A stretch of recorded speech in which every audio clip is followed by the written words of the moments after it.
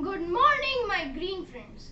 You might not immediately recognize the plant next to me in your first look, but its fragrance will surely be familiar.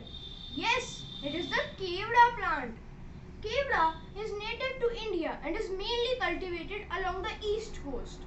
In fact, most of the Kewda flowers are produced in the Ganjam district in Odisha. The flower grows on small trees and shrubs. The plant can be cultivated as well as can be seen growing in the wild in the coastal areas. As you can see, we have planted our kevras in two little bins and given it a few months or years to prosper. When they develop well, then we shall replant them in larger planters or in the ground. If you have been to any coastal area, you can see fresh flower bouquets made of kevra flowers, especially in Odisha. The tree or shrub can reach over 18 feet. The plant may develop aerial roots as well. These are formed especially when it is growing in the wild and needs oxygen. The Kewda plant is quite famous for its fragrance. Not just the flowers, but even its leaves are fragrant. The flowers are exotic and have a heavenly fragrance.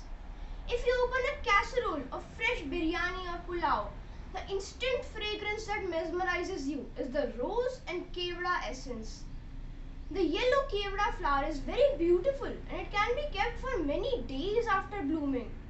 Each flower can make a whole room fragrant and freshen up the environment. Male Kewda flowers have rose-like sweet and fruity fragrance. Only the male flowers are used to extract fragrance, as female Kewda flowers have no fragrance and hence they are left as it is to develop into fruits. Kewda is used as a food flavor and in the aromatic industry. It is also used in Ayurveda to produce symptomatic relief in diabetes, fever, joint pain and earache. Kewda is very popular among medicinal plants. Kewda is notified as pandanus odorifer in scientific terminology. Please subscribe, like and share our post using the icons below. Please do check out some great recipes at mencanmakehomes.com. Visit us at Early Progressions Faridabad to know lots more. Bye for now.